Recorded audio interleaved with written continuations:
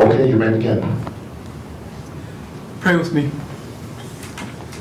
Heavenly Father, I thank you so much for your graciousness towards us. I thank you for wanting to speak to us and for the opportunity that I've had to be able to study and now preach your word. Lord, I pray and I ask that by your Spirit you'd keep me faithful to what he's written.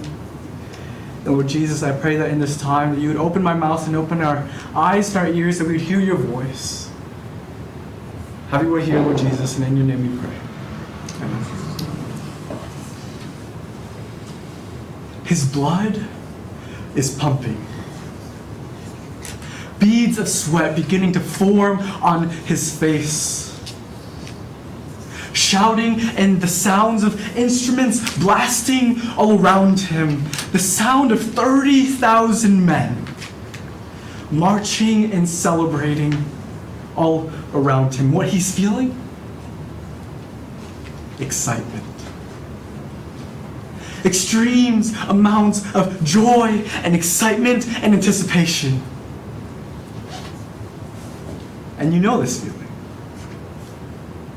The feeling right before you're about to enter into a church service or a big Christian conference or any other kind of Christian worship service where you're about to enter into a time of musical worship and you have a deep feeling in your gut that God is about to show up. Yes, preach. This anticipation that as you enter into this time of corporate singing, that the presence of God is going to come.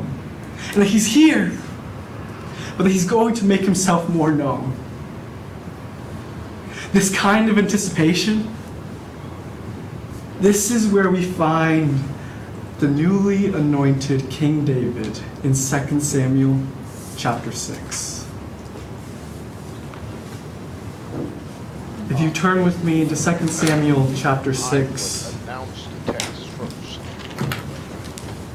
This is where we find King David, who's just been anointed king. And one of the first decisions that he's making,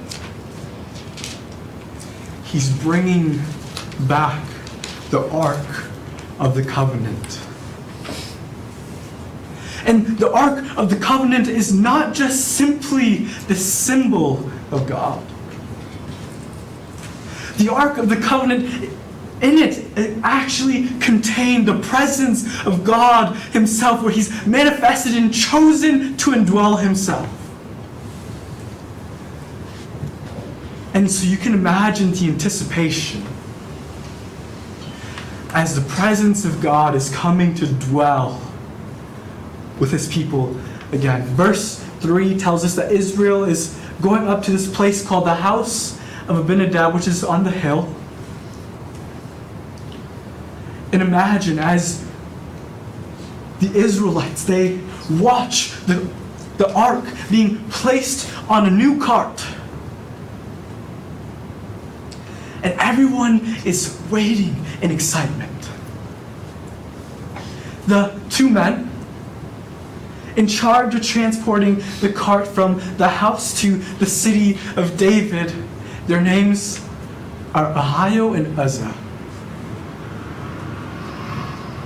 And as they begin to transport the cart, you can just feel the levels of excitement and the screams and the yells of thousands of people all around them. And Uzzah and Ahio, they begin to have a bit of sweat begin to form on their brow as they hear the shouts of all the people around them, the instruments blasting. A combination of great joy, but a bit of nervousness as they realize the weightiness of the job that's been given to them. And they want to do this job well. They are transporting the Ark of God. Being able to maneuver around any pitfalls or be able to guide the cart away from any obstacle. So Ahio is here taking lead in the front, making sure that nothing is in the way of the cart. Uzzah positioned more in the rear to be able to watch the cart and the oxen. And they seem to be doing it well. All the people of Israel are celebrating. And it's a time of great joy and happiness, and all seems to be going well. In verse 6, we see that they reach a place called Nachon's threshing floor, and it's here that they experience one of the first bumps in the road, literally. Ahio's up in the front. He's making sure that the path is clear for the cart, and Uzzah is standing more in the rear, and he's watching the oxen. But first he hears the cry of the oxen, and then very quickly he hears the rumbling of the cart, and he sees the ark, and he sees that the ark is in danger of falling to the ground. What would you do? What would you do? As you watch the ark, and the oxen have begun to stumble, and the ark is about to fall off of the cart, would you be frozen in fear? Would you cry for help? But Uzzah, in a moment of split-second reaction time, he places himself on the line to save the ark, and he runs over to the ark, and he reaches out with his own hand that he might save the ark. Not even having enough time to think about the decision that he's making, instinctually he comes and he saves the ark. What a hero. Uzzah places himself on the line to save the ark. But something else happens as he reaches out. Read with me in verse 7. Very. And the anger of the Lord Preach. burned against Uzzah, and God struck him down there for his irreverence, and he died there by the ark of God. Uzzah, he appeared to be stepping out and serving the Lord. He was transporting the ark of God, sacrificing his time and his energy to serve him. How could God's very word tells us that as he was doing this, God struck him down for irreverence. Irreverence? He appeared to be stepping out in faith to do something to serve his God. And yet, it tells us irreverence? It's as if you've been serving in the youth ministry at your church, or leading some Bible study or some small group, or the music ministry at your church, sacrificing your time and your energy over and over again, and yet God has the audacity to call it irreverent? Well, if that is the thought that runs through your mind, then you have made the same grave mistake that Uzzah has made. Your view of God is too little. If when thinking about Uzzah putting himself on the line to save the ark, as if God needs saving, and is struck down by God for his irreverence, that you think that God might be overreacting a little bit, your view of God is too little. See, Uzzah made the mistake that as he was serving the Lord and transporting the ark, that he actually began to forget the very character and nature of the God that he was serving. That means that you can be serving in your local church, or being a student here to train for ministry at the Moody Bible Institute, or even preaching sermons in this class, and step out in what appears to be faith and service towards the Lord, and yet be in disobedience with your view of irreverence. That the posture that you have before God is that you see Him as too little. See, Uzzah thought that because he remembered that God is a good God who wants to bless His people, that he mistaken Him for being safe. And the author, C.S. Lewis, actually has something to say about this and makes a point in his book, The Lion, the Witch, and the Wardrobe, when talking about the great lion Aslan of Narnia, who represents this Christ-like figure in the story. And he says of him, he is not safe, but he's good.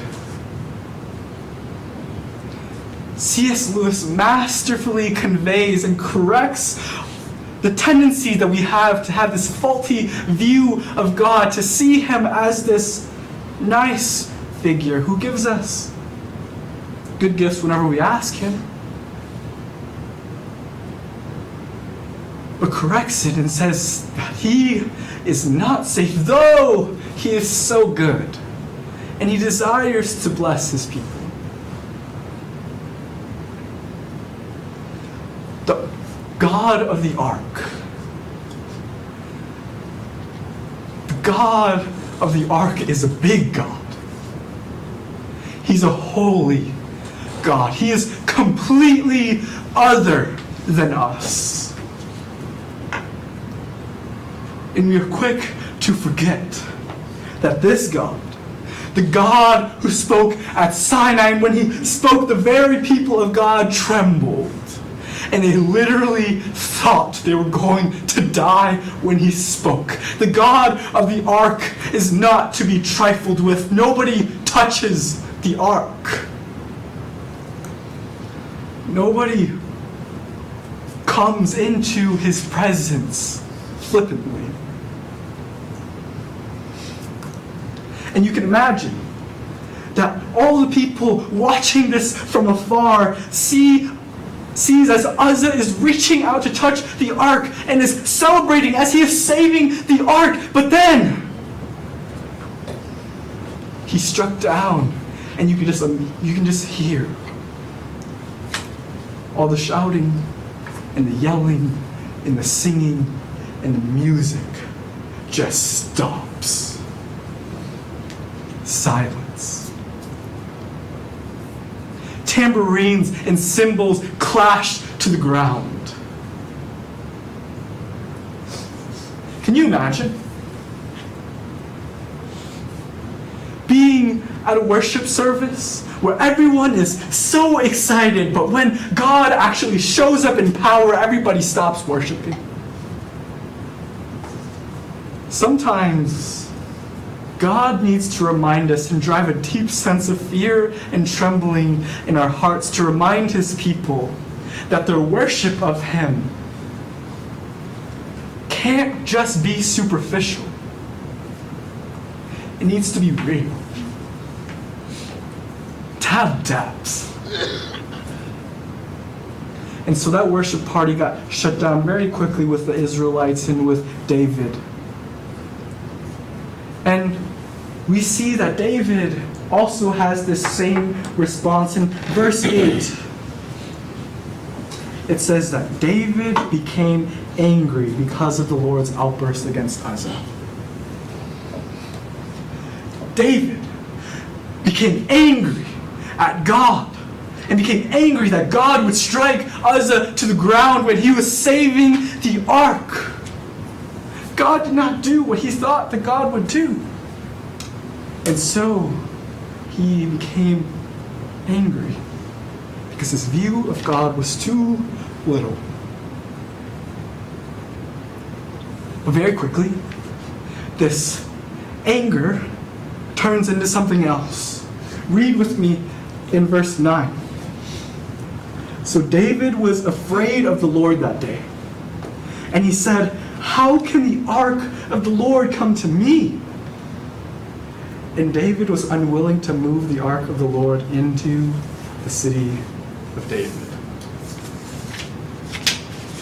And so David, this anger becomes very quickly changed into fear as he watched Uzzah be struck down. And so he refuses to bring the ark into the city anymore. And so instead, the ark is brought to the house of a man named Obed-Edom. And there it remains for 3 months.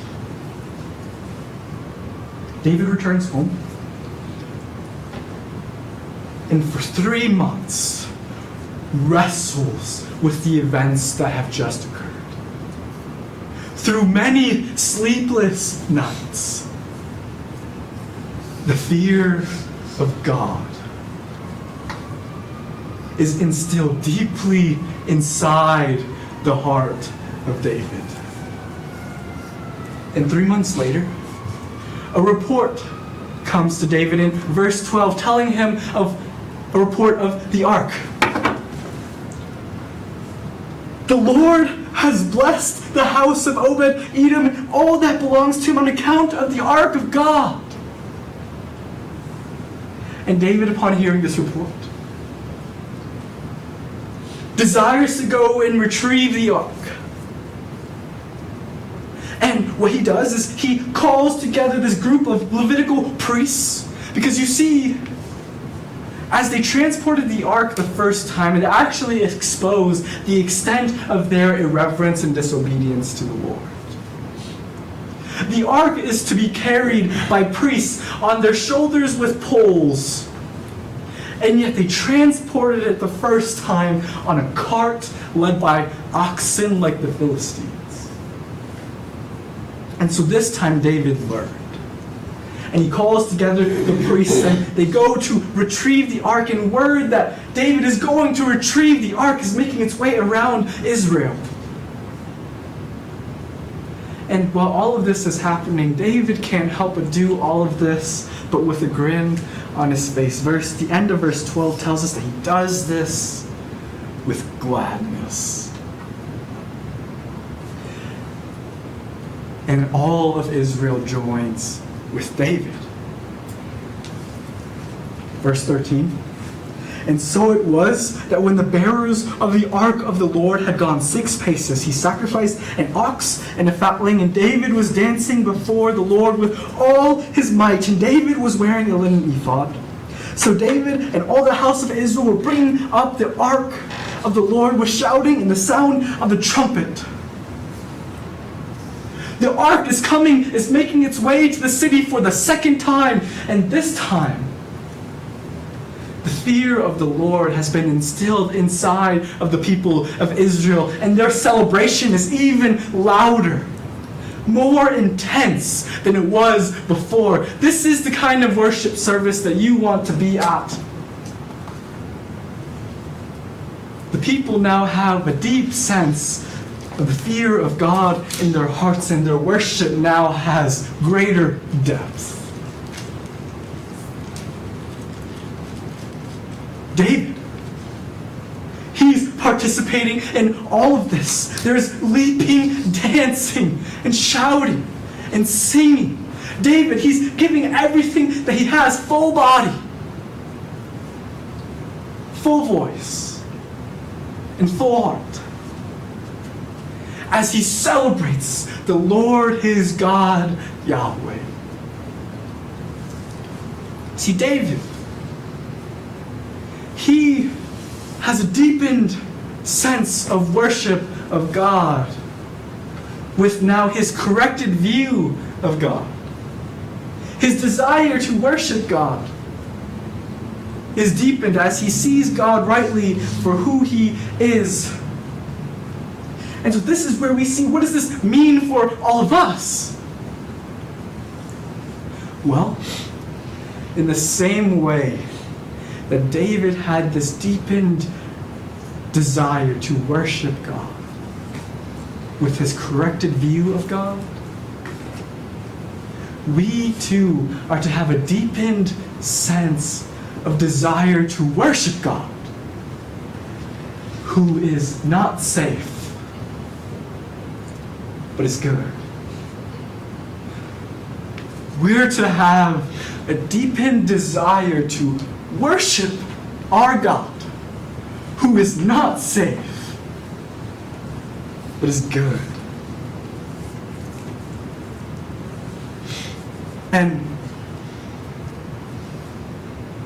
But there's someone in the city.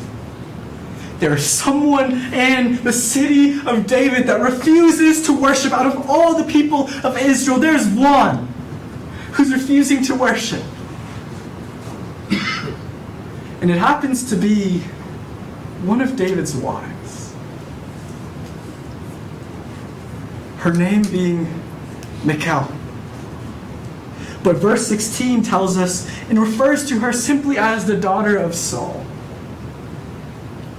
She sees David worshiping God, dancing before the Lord, and she despises him in her heart. It's as though that she's the only one in all of Israel that didn't get the memo that this was a happy event. But as that's happening, all of Israel is bringing up the ark, and they place a tent around it, and David offers sacrifices before the Lord, and he gathers all the people together, men and women, and blesses them with cakes of dates and cakes of raisins. And the end of verse 19 tells us that all the people departed, each to his house. And you can use your own imagination as you imagine what kind of celebration would cause each man and woman to depart into their own households. It must have been a great time of worship. And David, he returns back home to participate in the same blessing with his household that he has given to all of the people of Israel. But instead of returning to a household that was excited or that was worshipful, Michal comes out to welcome him. And David has no idea what's coming to him.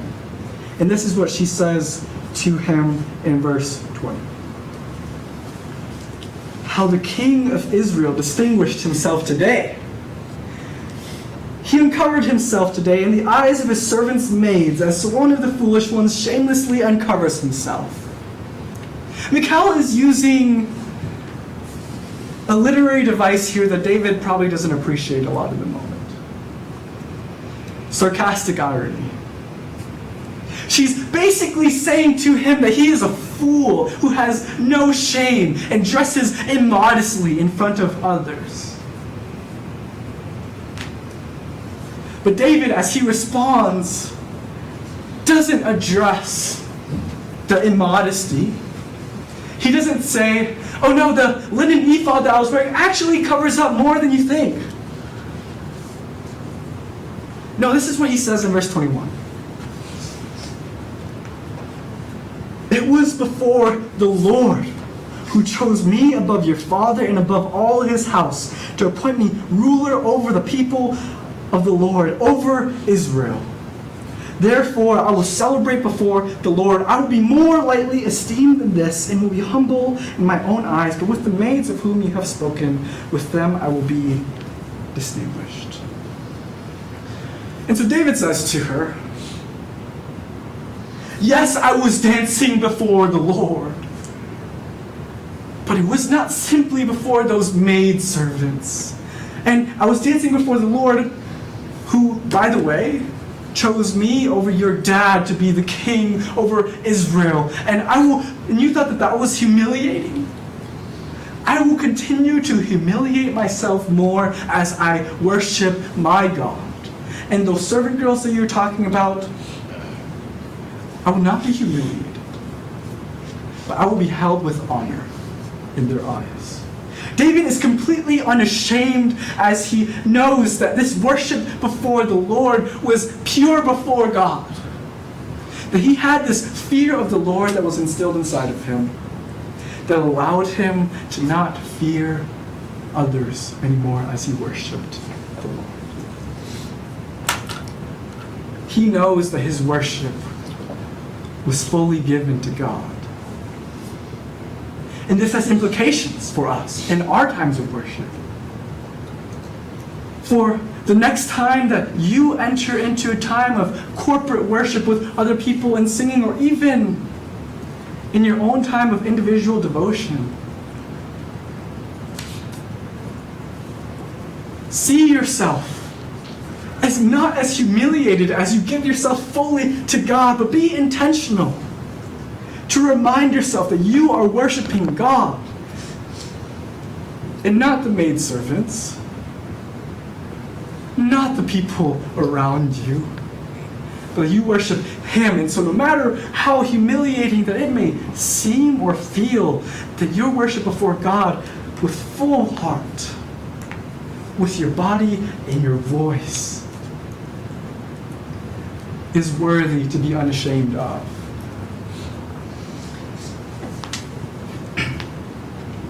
And for Michal, the end of the story tells us that to the end of her life, she did not have any children. And perhaps this was just another great political act of King David, who refused to have sexual relations with the daughter of Saul, to no longer produce any heirs for the predecessor that came before him. But maybe that, as we can see thematically in this chapter, that the consequences for irreverence, the consequences for disobedience before God, is judgment and wrath. And Michal, who was irreverent as she mocked David, who was worshiping the Lord, and thus mocked the Lord Himself, instead is receiving not the blessings that first came to Obed-Edom and then to all of Israel and David, but is receiving the consequences of her irreverence before God in judgment. But this judgment, this wrath, this kind of condemnation,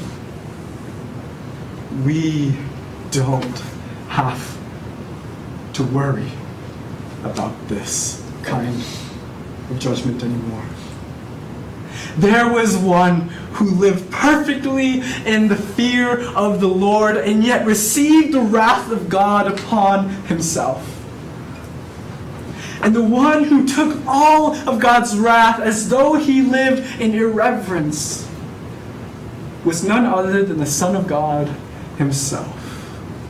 Jesus Christ died in our place, who are irreverent and sinful in our very view and approach to God. Jesus has now given us access to worship God in His presence, not just in the ark, but in the presence of God that now dwells within inside of you. And so because of Christ, let us have a deepened desire to worship our God, who is not safe, but is oh so very good.